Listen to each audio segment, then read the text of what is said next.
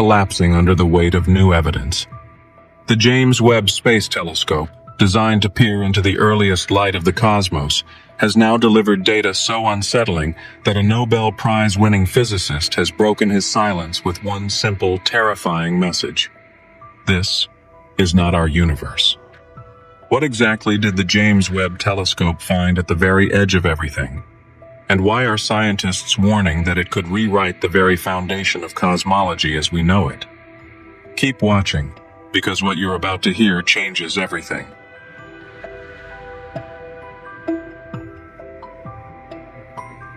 In a corner of the sky filled with ancient light, the James Webb Telescope captured what looked like a simple yellow splotch. But when astronomers took a closer look, their assumptions collapsed. That tiny glowing blob wasn't just another galaxy. It was the most distant galaxy ever seen, formed just It was 3 weeks ago that the future of NASA roared off a SpaceX launch pad in Texas. A near-perfect test flight for Starship, the biggest rocket ever built, to one day carry astronauts to a moon landing and maybe someday Mars. Today, NASA will introduce its newest astronaut class, those who could one day be chosen for those future missions. And NASA is making a big publicity push. They will become masters of mechanics, learn new languages, space medicine, and learn critical survival skills for the harsh environments of Earth and in space. Out of 8,000 applicants, only 10 found was even stranger. Some of these early universe objects aren't just massive, they're completely foreign to anything we've seen before. Unlike normal galaxies, which convert about 10% of their gas into stars, Webb discovered at least 3 galaxies that have turned 100% of their matter into stars. No gas, no dust, just pure, blazing starlight. That's not just unusual. It's impossible according to every existing model of galaxy formation. So now scientists are asking a far more terrifying question. What if these aren't galaxies at all? What if we're not seeing the early universe, but something else entirely? A structure from another dimension? A remnant of a previous cosmos? Or an intrusion from another universe altogether?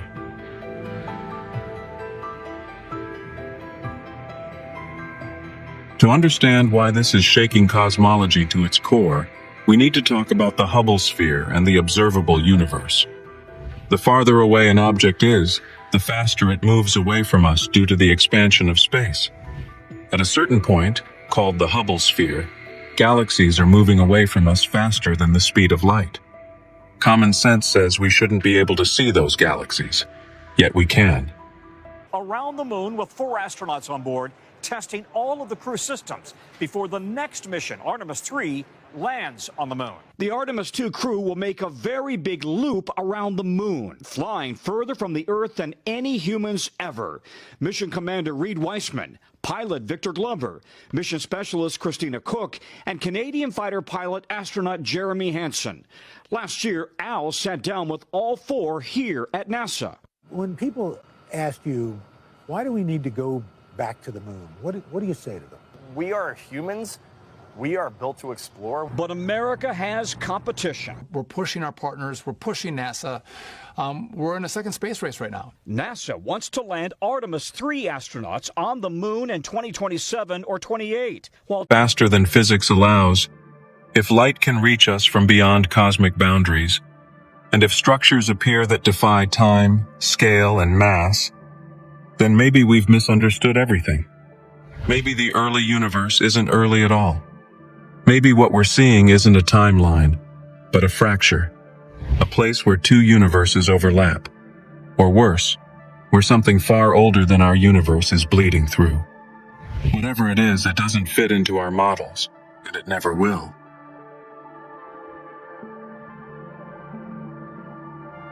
Among the James Webb Telescope's most overlooked discoveries is not a visual image, but a strange frequency. While measuring the background noise of the universe, Webb's instruments detected a faint, rhythmic oscillation. Embargoed, and I actually don't know. I mean, I heard a name, but otherwise I don't know. I will say this, and I've spent a lot of time here at NASA over the last few decades. Every astronaut you meet, they are super, super smart. I mean, multiple degrees, usually several bachelor's or master's degrees. PhDs are very common now. They're usually really good at hard science, and they're nice. And if you think about it, you're going to be locked in a spaceship potentially going to Mars, and that's a 3-year journey. You better get along, right? Because otherwise, that's a very long time in a very small ship. Yeah. All right. Are we there yet? We'll find out in just a few hours. Yeah. Thank you, Tom. Hey, thanks for watching. And don't forget, you can catch the Today Show every morning on NBC or take Today when you're on the go. Just follow the Today podcast on Apple Podcasts, Spotify, or wherever you listen. Gravity to bend light, distort space, and even affect surrounding structures. Yet no visible matter is present. This isn't just dark matter, it's something else. Some researchers now believe Webb is detecting massive gravitational anomalies that don't correlate with any known source. These phantom mass fields act like cosmic fingerprints, pressing down on space-time from a place we cannot see. But where are they coming from? Some theorists are beginning to suggest the unthinkable. We're seeing the shadow of another universe, colliding with our own.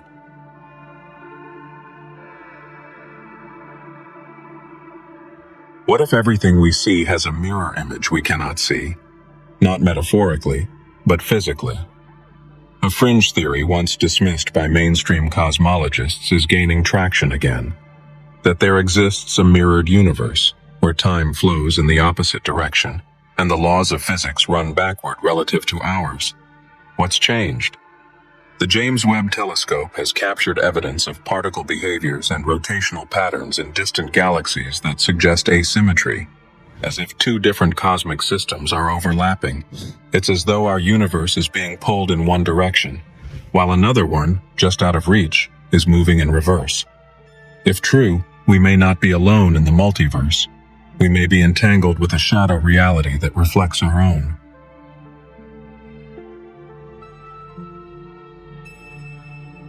In a final twist, one of Webb's long-range instruments was tracking a light signature from the edge of the observable universe.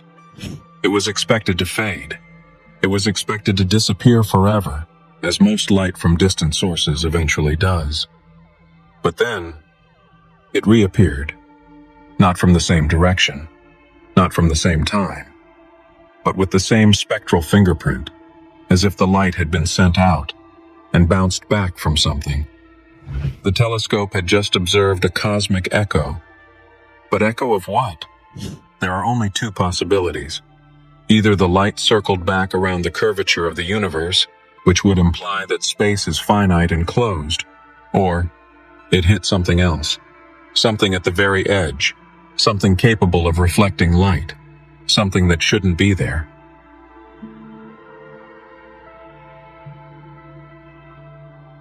The James Webb Space Telescope was built to peer into the past, to reveal how the universe began.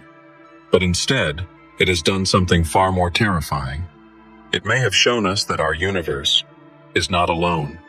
The impossible galaxies, the phantom masses, the mirrored patterns, the pulse, the echo. Each discovery chips away at the illusion of certainty, at the comforting idea that we understand where we are, when we are, and what we are. A Nobel Prize-winning physicist warned us, this is not our universe. And maybe that's the truth we were never meant to face. Maybe we're drifting on the edge of something ancient, massive, and indifferent. A deeper structure,